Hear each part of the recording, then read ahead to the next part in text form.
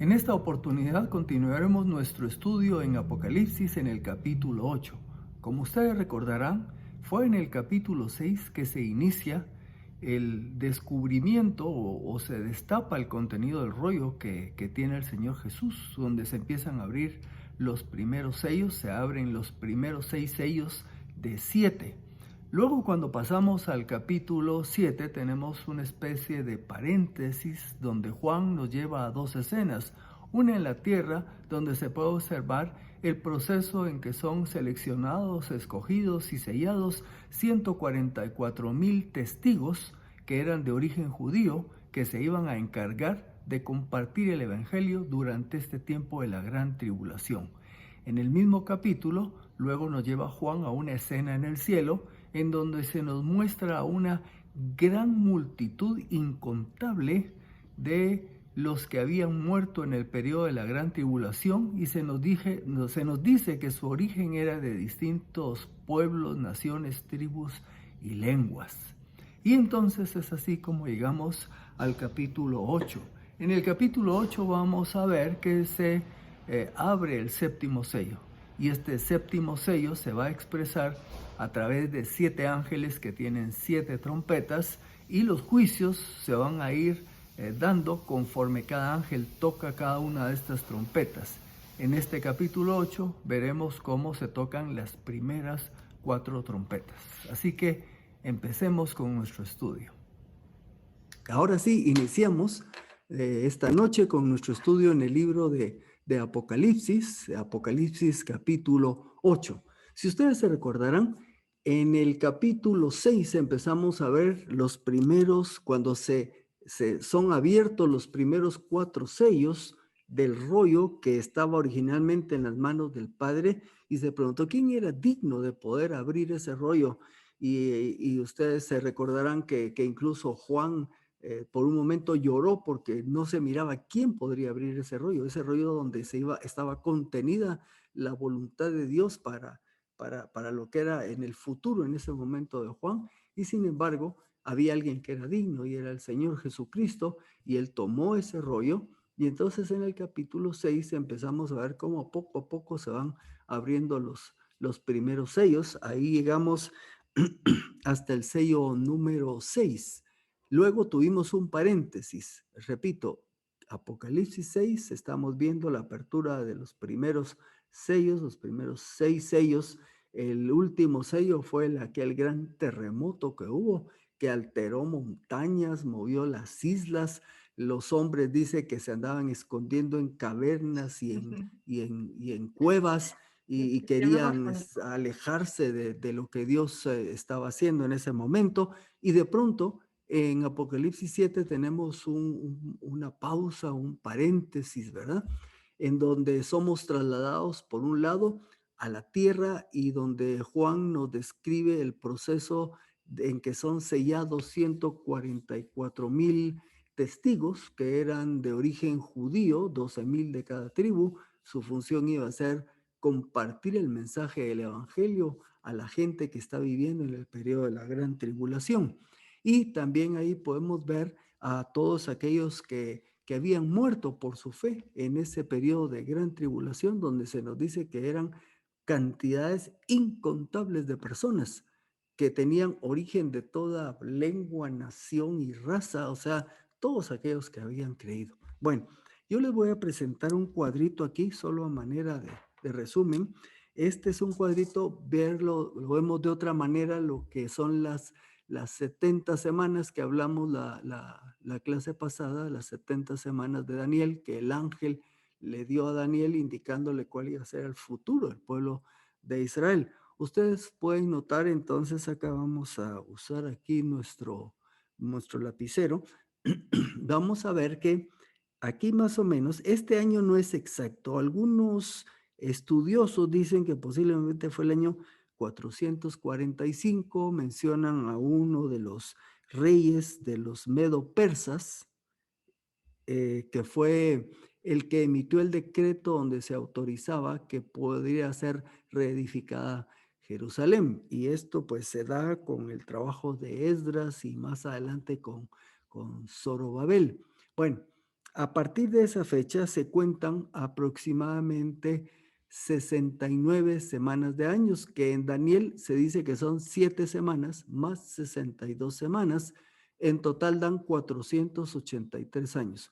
Cuando uno hace números desde el 445, 457 y avanza en el tiempo en este sentido, más o menos al terminarse esos 483 años, un poco después, es donde Jesucristo es crucificado. Y ustedes se recuerdan que en Daniel se nos dice que se le da muerte al Mesías príncipe, ¿verdad? Bueno, ahí se termina la semana número 69 y entonces vamos a tener un paréntesis antes de que se dé la semana 70.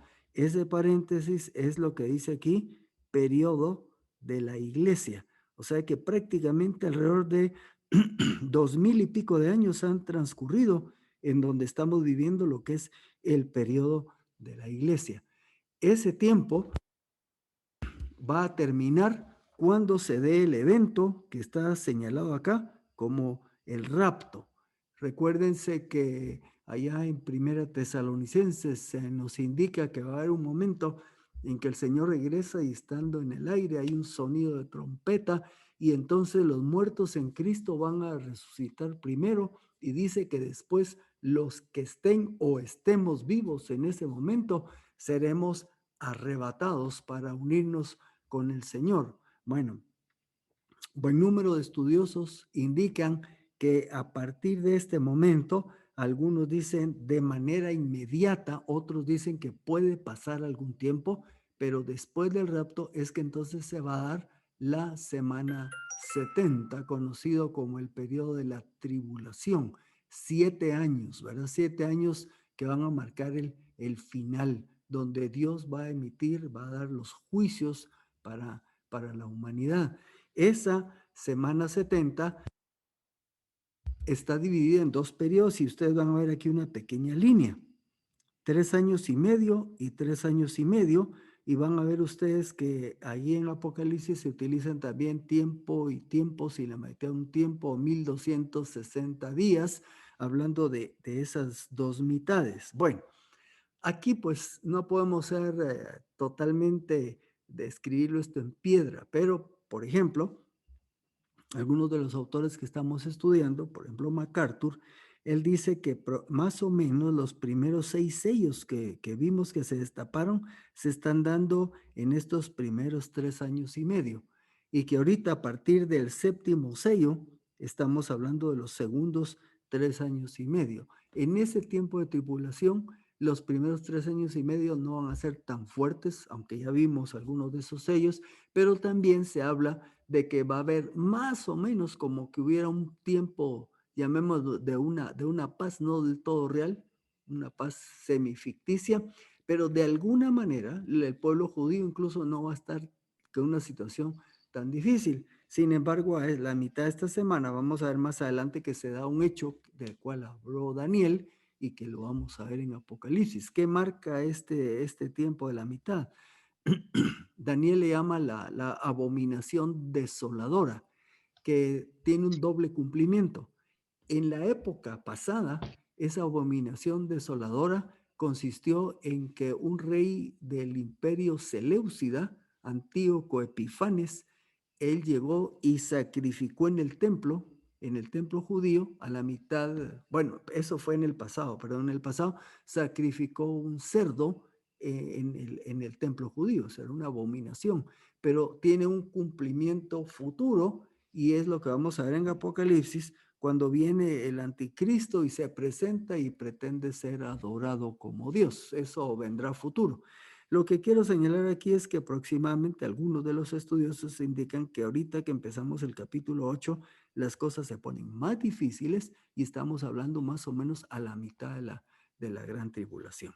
Bueno, espero que no cree esto mucha confusión, vamos a irlo de todos modos repasando.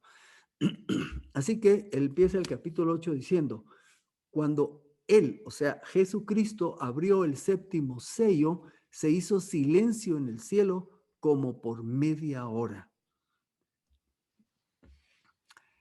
Después de las múltiples explosiones de adoración, ustedes se recordarán que las hemos estado viendo en el capítulo 4, capítulo 5, capítulo 7 también. Todavía la semana pasada mirábamos cómo entre los 4 seres vivientes, los 24 ancianos, la multitud de ángeles, la multitud de los creyentes que habían llegado a la gran tribulación, exaltando y adorando a Dios. Y de pronto, ahorita en el capítulo 8 dice que se da un periodo de silencio. Dice ahí que como de media hora, ¿verdad? Es un silencio de expectación. ¿Qué es lo que viene?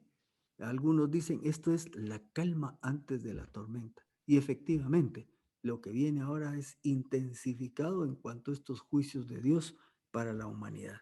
El versículo 2 entonces nos va a decir, y vi a los 7 ángeles que estaban de pie delante de Dios y les fueron dadas 7 trompetas. Cuando dice los 7 ángeles y de alguna manera utiliza un artículo determinante, los, ¿verdad? Entonces nos está indicando que eran ángeles de alta jerarquía. Estos ángeles han estado de pie ante el Señor. Dentro del estudio, algunas de las lecciones pasadas hablamos de la angeliología, pues cuando esta parte de la teología habla de los ángeles, dice que tienen jerarquías. Hay los querubines, los serafines, hay arcángeles, ángeles. Entonces hay toda una jerarquía dentro de ellos. Estos 7 ángeles se consideran que eran de alta jerarquía. Estos ángeles que van a tener que tienen estas 7 trompetas, ¿verdad? Bueno, dice también que las trompetas tenían distintos usos. Por ejemplo, se usaban para convocar al pueblo, y esto se puede ver en Números 10, capítulo 2. Los dejamos aquí anotados para si alguien los quiere revisar después. También para dar alarma en tiempo de guerra, Números capítulo 10, versículo 9. También se dice que va a haber sonido de trompeta antes del arrebatamiento. Primera de Corintios 15:52 y Primera de Tesalonicenses 4:16 hablan del sonido de trompeta previo al arrebatamiento. También se asocian con el llamado el día del Señor. El día del Señor es lo que estamos viendo, este tiempo final de juicio, y aparece descrita la trompeta en Sofonías 1:14-16. Y luego aquí estamos viendo pues que hay sonido de trompeta en Apocalipsis. Y se nos dice que otro ángel vino y se puso de pie delante del altar. Aquí voy a aclarar esto porque algunos comentaristas han dicho que este otro ángel es Jesucristo, pero la mayoría de comentaristas conservadores dicen que no puede ser porque Jesucristo es el que está abriendo los sellos y entonces no puede ser este personaje. Pero un detalle ahí de lo que es la gramática y el estudio de las lenguas en que se escribió, nos está diciendo que este otro ángel, vamos a ver estas palabras que vimos en el pasado, ¿se recuerdan? La palabra ahí arriba, en su pantalla a mano izquierda arriba, dice ayos y héteros. Esas dos palabras quieren decir otro, pero tienen un significado distinto. Ayos quiere decir otro del mismo tipo, de la misma clase. Y héteros quiere decir otro, pero otro diferente. Entonces los estudiosos nos ayudan diciendo que cuando dice otro ángel, aquí la palabra que se usa es ayos, por lo tanto es otro ángel como estos 7 ángeles que acabamos de hablar. Por lo tanto es otro ángel y no es Jesucristo, pero sí es otro ángel de alta jerarquía. Dice que se puso de pie delante del altar y tenía un incensario de oro y le fue dado mucho incienso para que lo añadiese a las oraciones de todos los santos sobre el altar de oro que estaba delante del trono. Ustedes se recordarán que ya en un pasaje anterior, aquí en Apocalipsis, vimos un versículo similar donde se nos dice esta idea de que hay un incensario, de que hay oraciones de los santos. Bueno, vamos a ver ese versículo. En el capítulo 5, versículo 8, dice, cuando tomó el libro, los 4 seres vivientes, y esto es cuando Jesús toma el rollo, ¿verdad? Los 4 seres vivientes y los 24 ancianos se postraron delante del Cordero, Ahora nos dice aquí que cada uno de ellos tenía copas de oro llenas de incienso y dice que son las oraciones de los santos. Así que en este versículo, en el capítulo 8, se nos habla de que este ángel toma un incensario y que ahí en ese incensario saliendo ese humo, por así decirlo, nos habla, nos ejemplifica que son las oraciones de los santos. Algunos se preguntarán, ¿qué dicen estas oraciones? Bueno, uno de los comentaristas dice que cada vez que nosotros oramos el Padre Nuestro, pues estamos expresando esto que dice aquí: hágase tu voluntad, como en el cielo, así también en la tierra. O sea, todas esas oraciones que se han expresado a través del tiempo, diciéndole a Dios: hágase tu voluntad, como en el cielo, también en la tierra. Estas oraciones en esta escena del capítulo 8 precisamente están a punto de ser contestadas.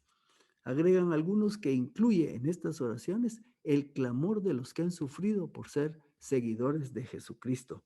Usted se recuerda que en uno de los capítulos anteriores se nos describe algunos que han muerto ahí en la tribulación y que le preguntaban a Dios: Señor, ¿hasta cuándo?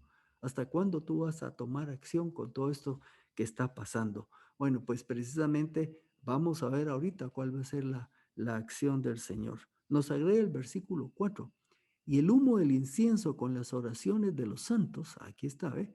Y el humo del incienso con las oraciones de los santos subió de la mano del ángel en presencia de Dios. O sea, esas oraciones, alguno, y aquí voy a comentar esto ahora, pero nuestras oraciones sí son escuchadas por el Señor. Aquí lo anoto. En definitiva, Dios escucha nuestras oraciones. Ahora, ¿qué nos pasa?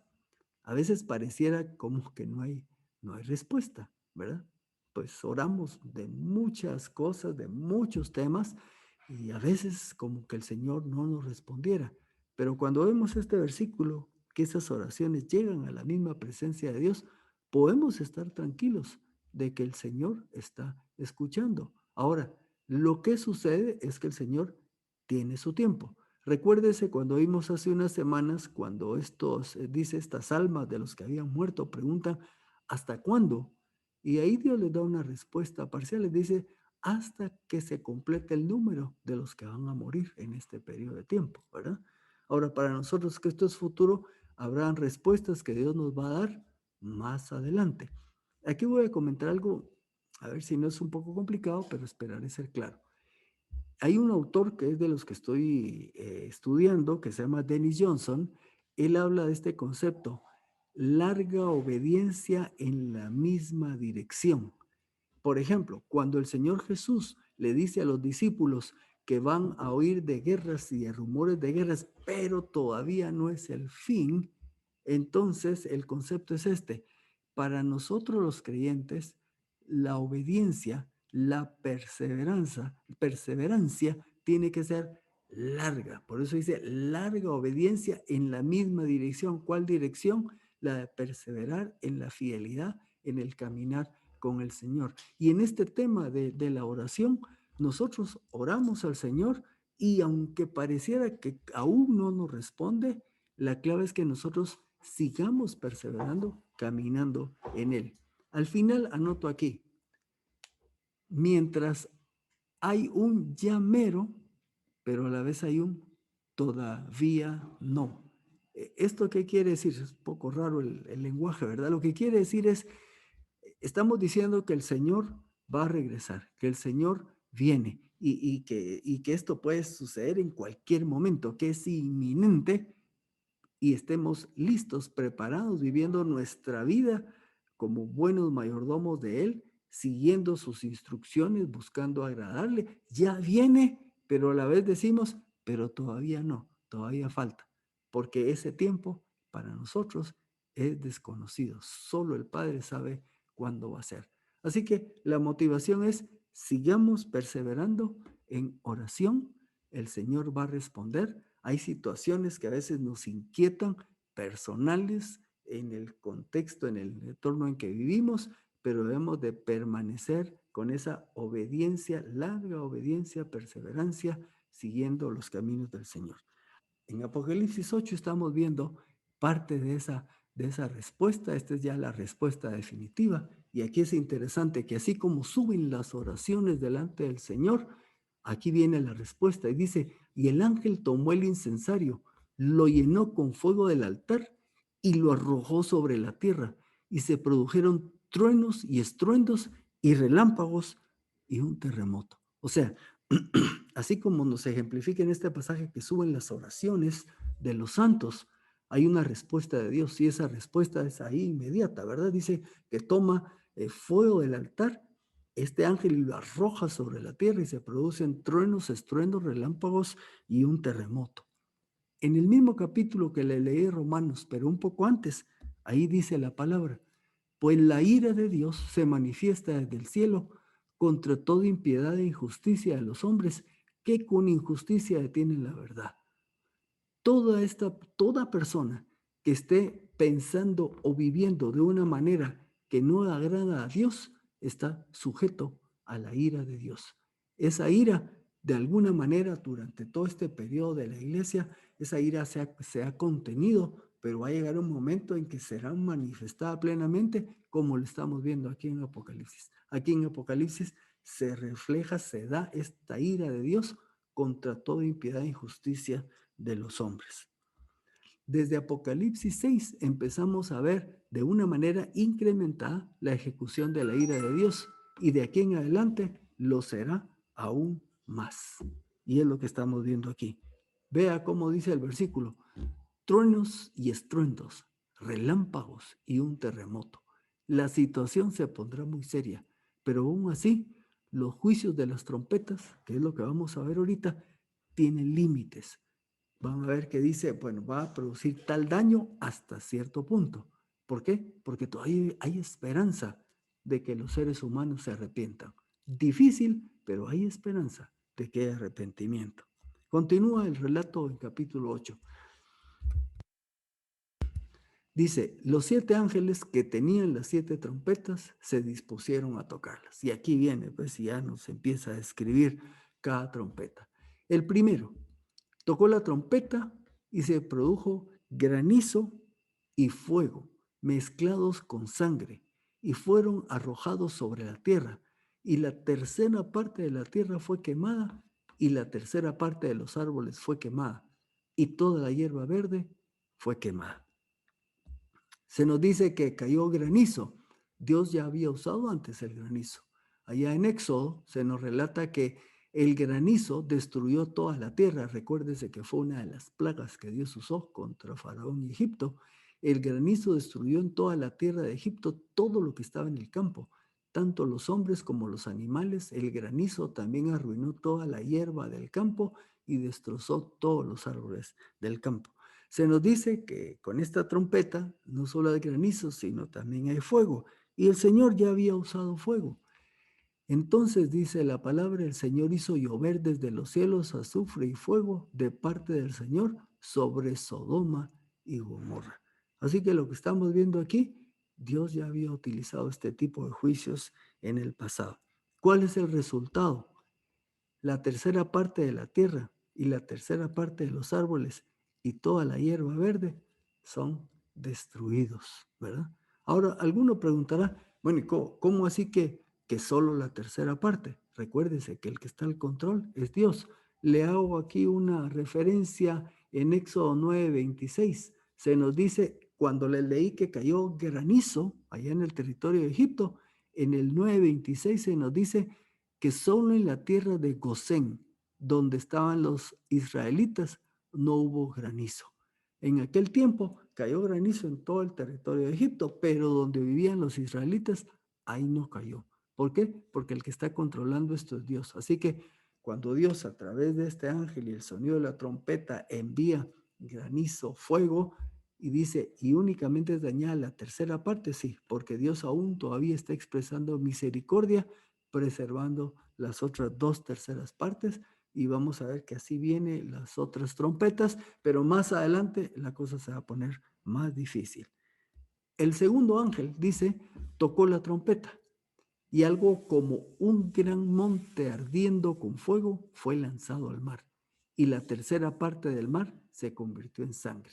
Ahora aquí Tome nota de esta palabra que dice algo como. Se recuerda que hablamos de que hay lenguaje literal, sin embargo, a veces hay un lenguaje figurado y que va a utilizar palabras como o parecido a. Entonces dice algo como un monte ardiente con fuego fue lanzado al mar, ¿verdad? Y entonces acabamos de ver que en la primera trompeta el daño fue sobre la tierra. Ahora vamos a ver que el daño es sobre el mar. Dice como un gran monte ardiendo. Y algunos estudiosos se preguntan, ¿será que es un asteroide, un gran meteoro gigante que cae sobre el mar? Es posible. Lo que Juan nos está describiendo es que algo enorme, como una montaña, ardiendo en fuego, cae en el mar. Y dice que el mar se convierte en sangre. Bueno, recuérdese que esto ya Dios lo hizo allá en Éxodo 7, 20b, donde dice, todas las aguas del Nilo se convirtieron en sangre, ¿verdad? Algunos piensan que al haber muerte de animales marinos, pues la muerte de esos con ese gran impacto tiñe las aguas y por eso se convierten en sangre. Es posible o puede ser algún otro tipo de fenómeno que se da. Ahora, se nos dice que con la caída de esta como montaña, que decimos podría ser un asteroide, dice que murió la tercera parte de las criaturas vivientes que estaban en el mar y la tercera parte de los barcos fue destruido. Imagínense el impacto que esto tiene sobre el planeta, la tercera parte de las criaturas vivientes, y por eso les decía, posiblemente esas sangres, el color que se da en el mar, sea derivado de la muerte de todos estos animales. Ahora vamos a ver algunas implicaciones que pueden salir de aquí. Se nos dice que mueren la tercera parte de seres vivientes. Recuérdense que tenemos los peces y los mamíferos y los crustáceos y todo el tipo de especies que viven en el mar, pero no se olvide que también tenemos animalitos microscópicos. Está lo que se llama el plancton, y dentro del plancton ya les voy a dar clase de biología, ¿verdad? Hay fitoplancton, esos son de tipo vegetal, y hay zooplancton, que son de tipo animal y son microscópicos. Y esto está en el agua del mar en cantidades enormes. Los peces y otros animales se alimentan de estos pequeños seres vivos. Ahora, aquí hay un dato interesante. Yo soy uno de ellos. Yo pensaba que el oxígeno se producía principalmente por los árboles, ¿verdad? Y por las plantas. Resulta que ahora estudiando esto y me puse a verificarlo, ¿verdad? Porque lo leí en un comentarista bíblico y dije, no, eso lo tengo que verificar. Así que encontré, navegando ahí en el internet, esto dice, los ecosistemas terrestres producen el 28% del oxígeno, cuando estamos hablando de plantas, árboles y todo que están en la Tierra. Sin embargo, esto yo no lo sabía, pero imagínense, el 70% del oxígeno de nuestro planeta es producido por plantas marinas. ¿Se imaginan el impacto que va a tener que la destrucción que hay sobre un tercio de la vida marina? Eso implicará una reducción del oxígeno en el planeta en ese momento que se está dando este tipo de juicio. Y hay otra información que nos da el versículo, dice que es destruida la tercera parte de los barcos. ¿Se imagina cómo se va a ver afectado el comercio? Se recuerda que hace como un mes o un poquito más se trabó un barco en el canal de Suez y afectó la vida de países del área y también de Europa porque se atrasaron componentes electrónicos, productos para producir otros productos. Un barquito que se quedó trabado en el canal de Suez por varias semanas. Ahora se imaginan la destrucción de la tercera parte de los barcos. Va a haber problema en el comercio, escasez de bienes, incluyendo alimentos. El tercer ángel tocó la trompeta y cayó del cielo una gran estrella, ardiendo como una antorcha, y cayó sobre la tercera parte de los ríos y sobre las fuentes del agua. Veamos, con la primera trompeta se afecta a la tierra, ¿verdad? Es quemada la tierra, árboles, hierba y todo lo demás. Luego, con la segunda trompeta, el daño es sobre el mar, la vida marina y los barcos. Y ahorita, con esta trompeta, el daño se da sobre los ríos y fuentes y fuentes de agua. Por cierto, puede ser esta estrella podría ser un meteorito, ¿verdad? Que logre entrar a nuestra atmósfera. Ahora, ¿cómo hace para afectar los ríos y las fuentes de agua? Pues la única manera es que pase sobrevolando y haciendo su efecto sobre el territorio ese de la tercera parte, ¿verdad? Para que dañe los ríos y las fuentes de agua. Este juicio dañó la tercera parte del agua dulce, por así le llamamos, a la de los ríos, lagos, el agua bebible, dañó la tercera parte. Es claro que es una acción sobrenatural, realizando una estrella, según lo que nos dice Juan, ¿verdad? No tenemos el detalle. ¿Cómo se da? ¿Cómo es que la tercera parte de esa agua eh, pues no es utilizable? Vamos a ver en el siguiente versículo qué es lo que pasa y vamos a ver un poco más después. Bueno, dice que el nombre de la estrella es Ajenjo y la tercera parte de las aguas se convirtió en Ajenjo y muchos hombres murieron por las aguas porque fueron hechas amargas. En el Antiguo Testamento se habla de esta palabra ajenjo y está relacionado precisamente con agua amarga. Ahora, el ajenjo es una planta que existe en la actualidad, ¿verdad? Y aquí les tengo un poco de información. El ajenjo en pequeña cantidad se usa para fabricar licores como la absenta y el vermut. Ustedes, pues yo sé que no saben de eso, ¿verdad? Pero aquí en Guatemala antes vendían un vermut, no sé si lo venden todavía, que era cinzano, y esta planta lo que hace es que le da un pequeño toquecito ligeramente amarguito, que es parte de esas bebidas.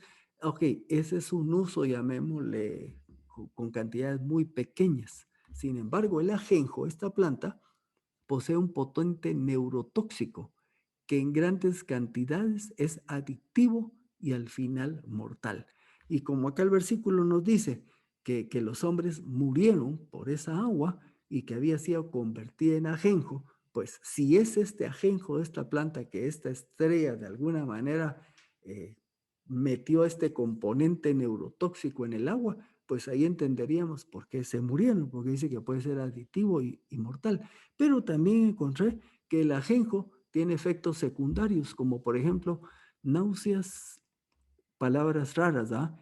Epigastralgia, que quiere decir dolor en la parte superior y media del abdomen, puede producir pirosis, que es sensación de quemadura en el estómago y el esófago, pérdida de apetito y diarrea.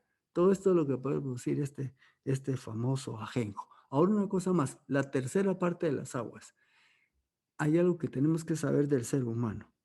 El ser humano puede vivir sin agua 3 a 5 días. Se imagina donde las aguas se ponen amargas y dejan de ser bebibles. Entonces ahí podemos entender también por qué hay muerte de seres humanos si no tienen agua que beber. Lo más que un ser humano dura sin agua es de 3 a 5 días. El cuarto ángel tocó la trompeta y fue herida la tercera parte del sol, la tercera parte de la luna y la tercera parte de las estrellas. De manera que se oscureció la tercera parte de ellos y no alumbraba el día durante una tercera parte y también la noche de la misma manera.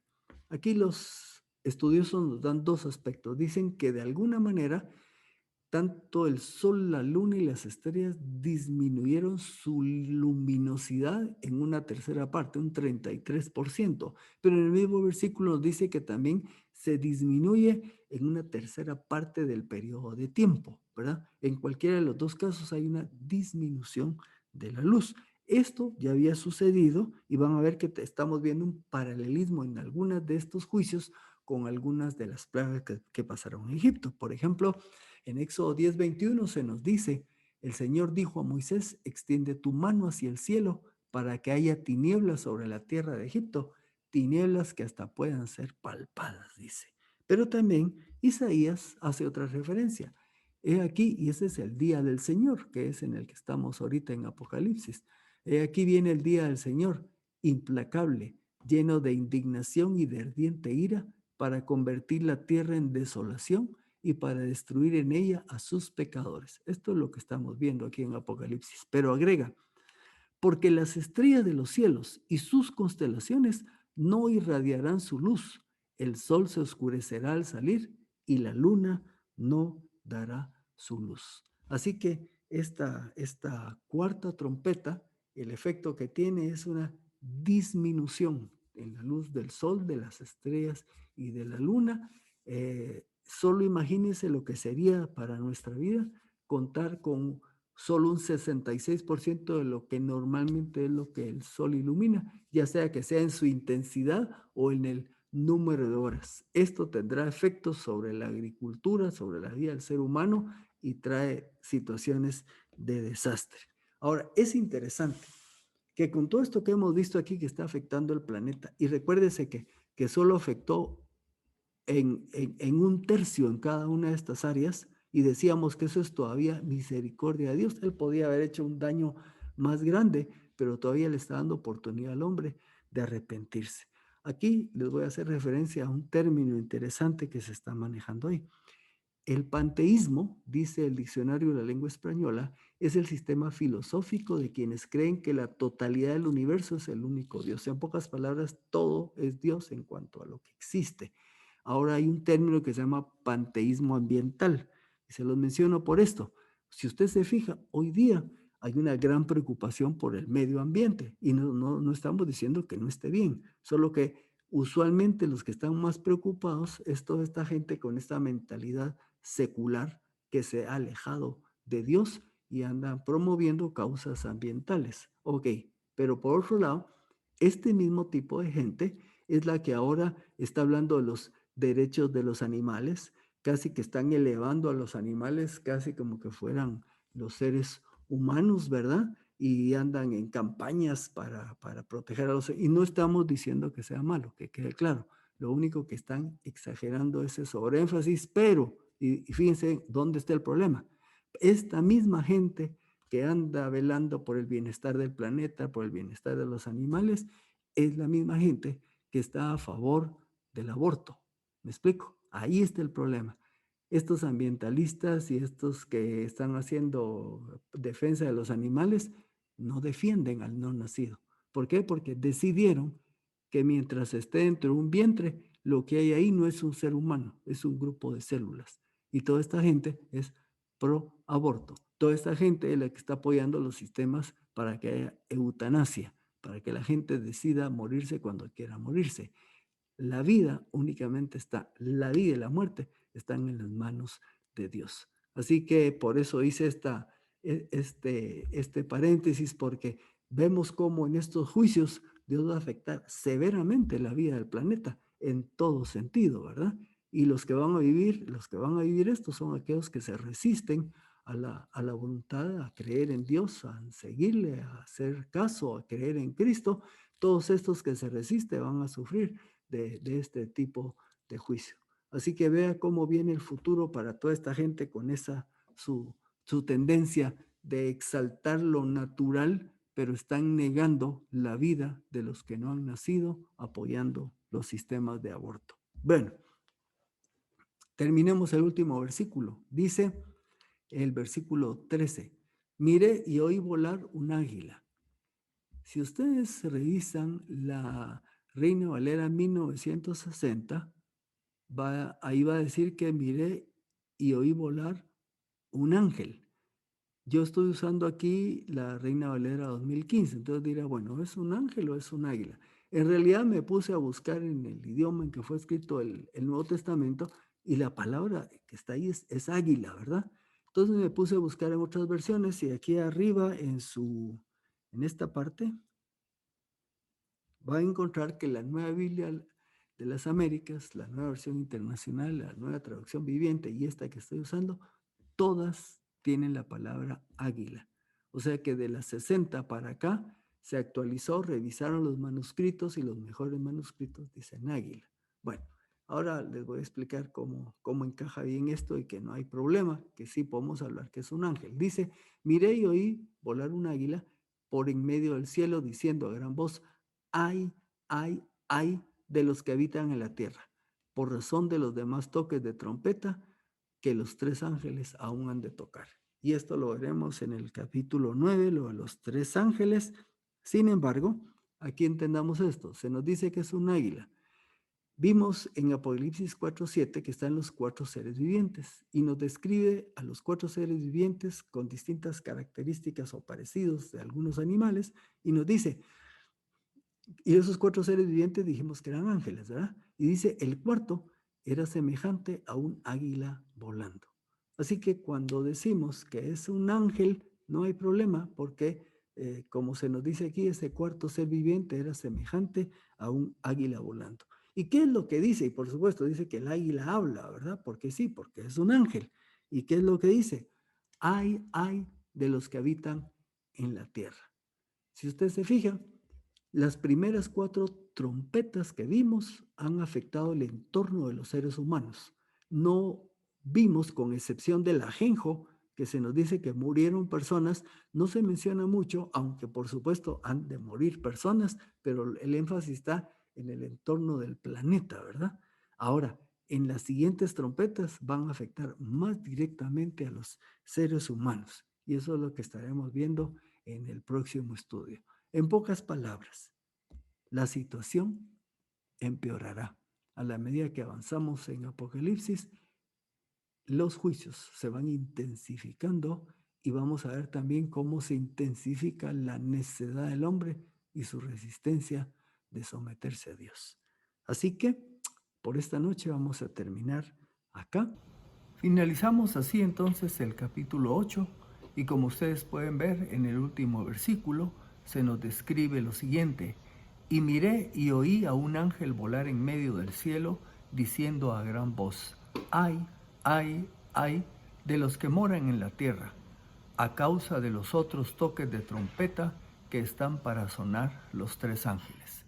En nuestro próximo estudio veremos el capítulo 9 y estaremos viendo la continuación de estos toques de trompeta, en donde la situación cada vez es más tremenda, más difícil, más destructiva.